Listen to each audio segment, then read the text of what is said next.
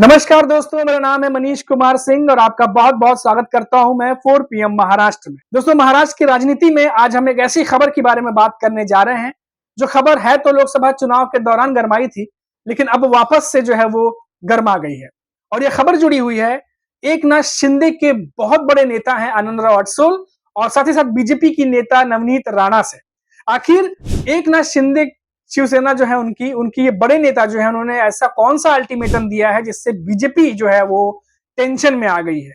महाराष्ट्र में मुख्यमंत्री एकनाथ शिंदे की अगुवाई वाली शिवसेना के नेता आनंदराव अडसोल ने बीजेपी को एक बड़ा अल्टीमेटम दिया है और अमरावती के पूर्व सांसद रह चुके आनंदराव अडसोल ने कहा कि अगर उन्हें 8 दिन में राज्यपाल नहीं बनाया जाता तो वही फिर बीजेपी नेता नवनीत राणा के जाति प्रमाण पत्र की वैधता के मुद्दे को उठाएंगे।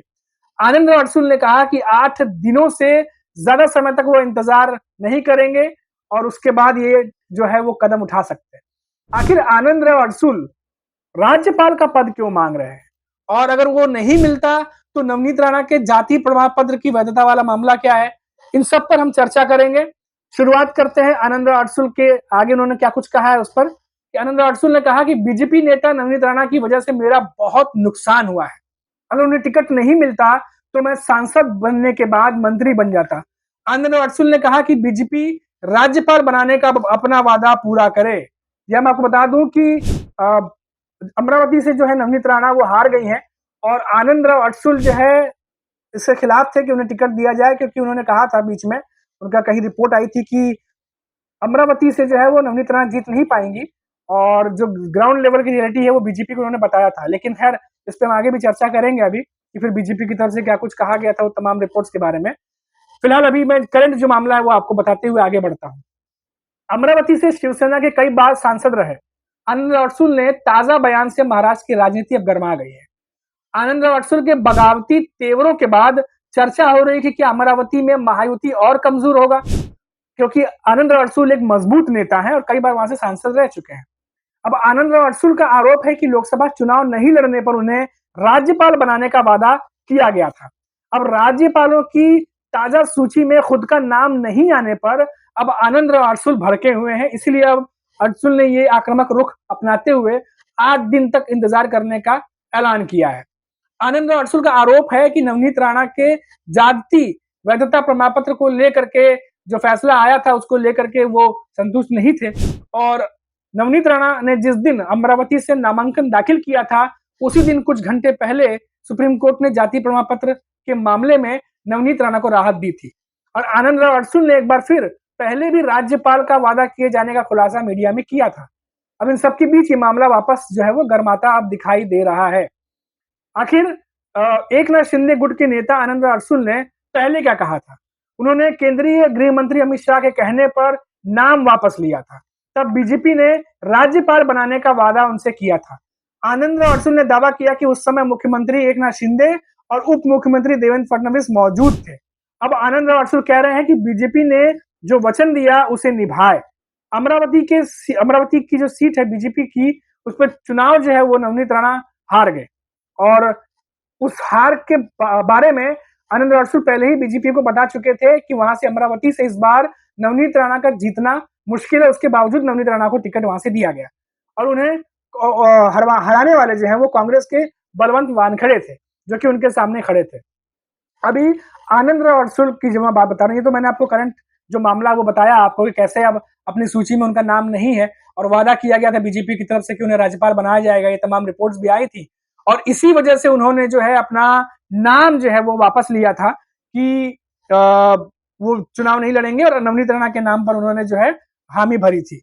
अब लेकिन अब राज्यपाल पद की जो सूची है वो सामने नहीं आई है, जिसके बाद अब लगातार आनंदराव अडसोल जो है वो भड़के हुए हैं।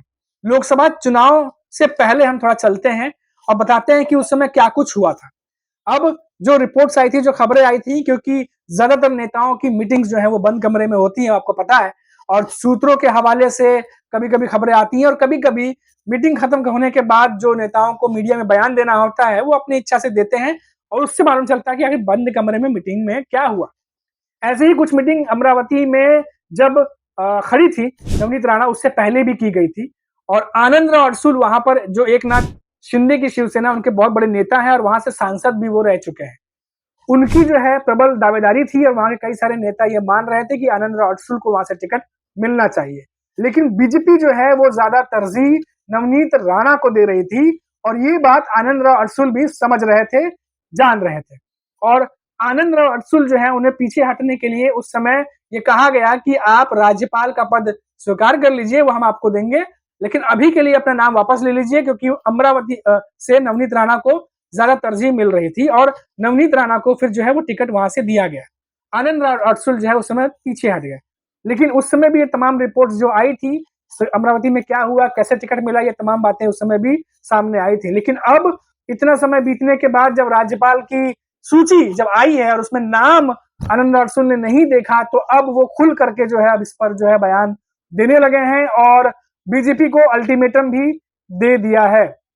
हालांकि ये जो अमरावती का चुनाव हुआ था, इसमें कुछ चीजें और मैं आपको बता दूं कि जो रिपोर्ट्स आई थी उनके हवाले से ये भी था कि आनंदराव अडसुल की जब मीटिंग हुई थी बीजेपी के नेताओं के साथ में, गठबंधन के नेताओं के साथ में, तो आनंदराव अडसुल ने लोकसभा चुनाव से पहले ही पार्टी के अंदर जो नेता हैं, अंदरूनी नेता, उनको ये बात बताई थी कि नवनीत राणा जो है अमरावती से इस बार जीतना उनका मुश्किल है।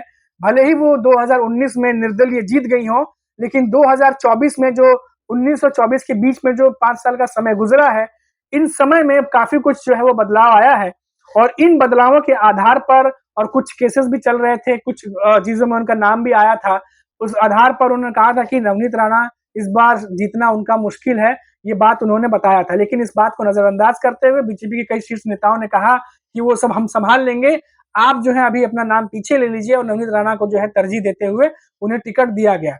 और उसके बाद जो कुछ भी हुआ, लोकसभा चुनाव में वोटिंग कैसी हुई, क्या रिजल्ट हुए, कौन हारा कौन जीता, वो सभी आपको पता है।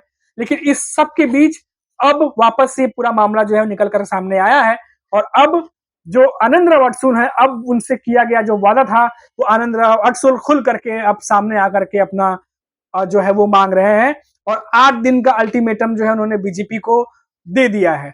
अब एकनाथ शिंदे की जो शिवसेना है और बीजेपी, ये दोनों ही जो है महायुति गठबंधन के बड़े दल हैं और ऐसे में पहले ही महायुति के अंदर जो है वो घमासान मचा हुआ है, चाहे वो अजीत पवार का गुट हो, चाहे वो एकनाथ शिंदे का जो शिवसेना हो या फिर बीजेपी हो। कई सारे जो नेता हैं, हमने देखा कि दल बदल चल रहा है, इन दिनों पार्टी को छोड़ के आ रहे हैं, जा रहे हैं, वो सब तमाम चीजें चल रही हैं और लोकसभा चुनाव भी महायुति के फेवर में नहीं गया। अब ऊपर से जो बड़े नेता हैं वो भी खुल करके सामने आने लगे हैं और जो इंपॉर्टेंस उन्हें नहीं दी गई, अब उस इंपॉर्टेंस, उस वैल्यू की वो बात करने लगे हैं। इसका उदाहरण हमने अजीत पवार की जो खबरें आई थी उसमें भी देखा था कि बहुत सारे नेता नाराज थे क्योंकि उन्हें पद नहीं मिला, जितनी मेहनत वो करते हैं उस हिसाब से उन्हें जो है वो कैबिनेट में मंत्री नहीं बनाया गया। कई सारी ऐसी बातें आई थी और ऐसा ही कुछ अब देखने को एकनाथ शिंदे की भी शिवसेना में मिल रहा है। तो अब देखना होगा कि 8 दिनों में क्या कुछ घटनाक्रम घटता है, क्या इनका नाम शुमार होता है या नहीं होता, शामिल होता है या नहीं होता है। अगर नहीं होता है तो फिर आनंदराव अडसुल का आगे क्या कदम होगा और एकनाथ शिंदे जो है इस पर क्या कुछ हस्तक्षेप करेंगे, तो वो सब देखने वाली बात होगी। फिलहाल अभी के लिए इतना ही, फिर लौटेंगे तो बात करेंगे महाराष्ट्र से किसी बड़ी खबर पर। तब तक के लिए मुझे इजाजत दीजिए और आप देखते रहिए 4 PM महाराष्ट्र। नमस्कार।